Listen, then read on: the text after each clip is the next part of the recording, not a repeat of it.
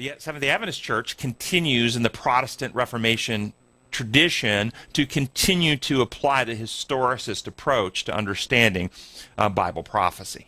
And Sunday's lesson focuses on the multi-metal man in Daniel chapter 2 from a historicist approach, which would then show the head of gold is Babylon, the chest is Medo-Persia of silver, the belly of brass is Greece, and the legs of iron and is Rome, and the feet of iron and clay would be the kingdoms that Rome broke into. And you can see a very straightforward historical application in how history unfolded itself.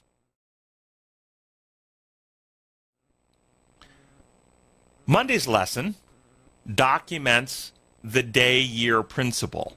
This idea in Bible prophecy that when you read a prophetic a prophecy and there's time in it, that time is not literal time, it's prophetic time, so every day stands for an actual year. And they get this out of the Bible, Numbers 14:34, which reads, "For 40 years, 1 year for each of the 40 days you explored the land, you will suffer for your sins." So there's a day year there. In Ezekiel 4:6.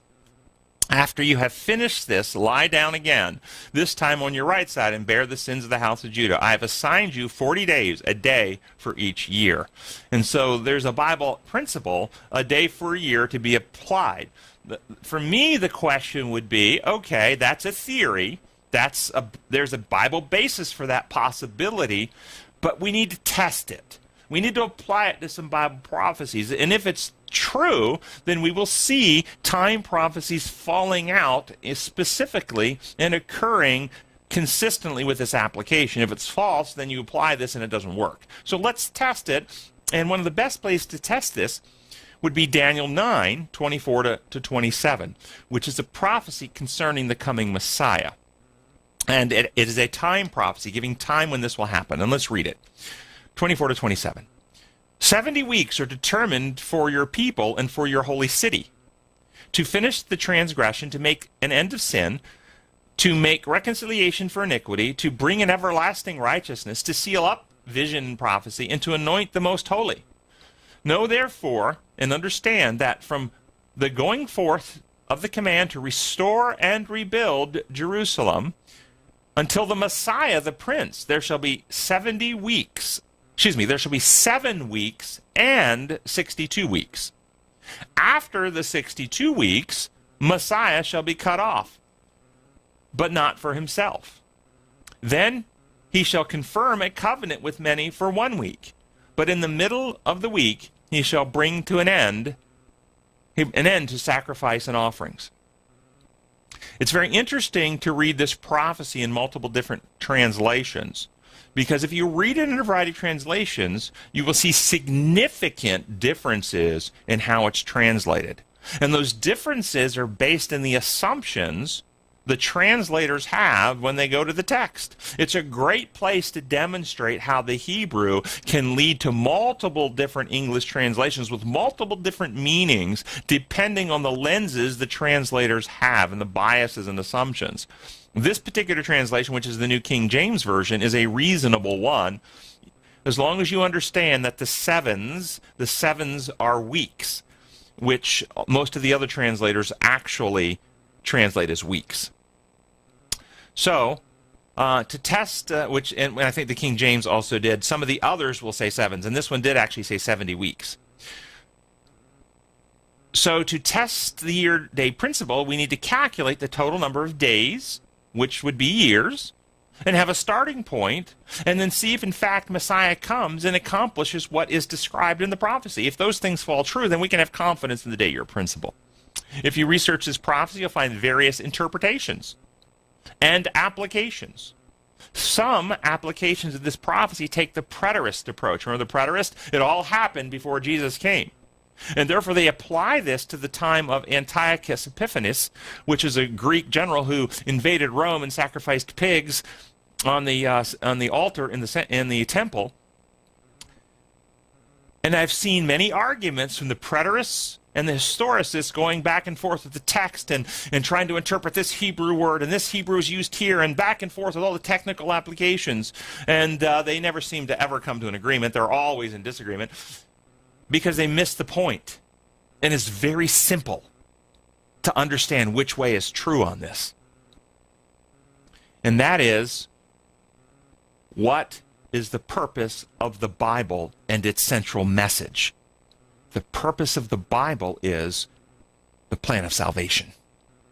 We have fallen into sin, and in Genesis 3, the Messiah is promised. And all of these overarching prophecies, as I went through and showed you, have the same theme. And so you should ask the question in interpreting this prophecy, is one interpretation focusing on us on Jesus and the plan of salvation, and is one taking our eyes off of Jesus and off the plan of salvation?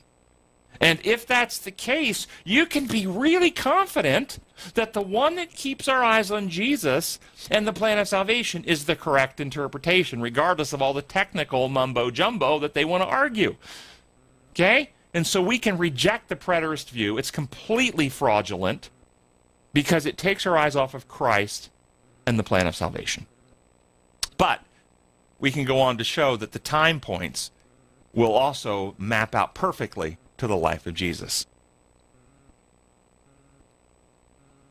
There were 3 different decrees given for the rebuilding of Jerusalem, but the prophecy didn't say for the rebuilding of Jerusalem. It also said for the restoration of Jerusalem. And only one of those prophecies gave them the authority to self-govern, to restore their political authority, not just the physical structure. And that was the decree given by Artaxerxes in 457 BC. So we have a starting point for our 70 weeks prophecy.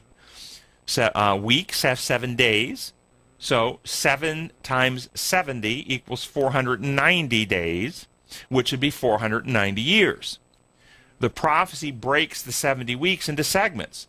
First segment is 7 weeks. Second segment is 62 weeks. And the last segment is 1 week. All together add up to 70. The first 7, 49 days, 7 weeks. 7 times 7, 49, which would be 49 years. And it says this is the first part of the prophecy said, for your people and your holy city.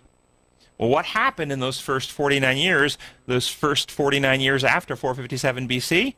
That's when the Jews rebuilt their temple and restored their city.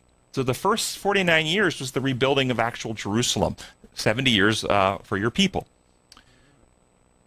Plus 62 weeks, if you add 62 weeks, that's 434 days together with and you add those together with the 49, that comes up to 483 days or 483 years.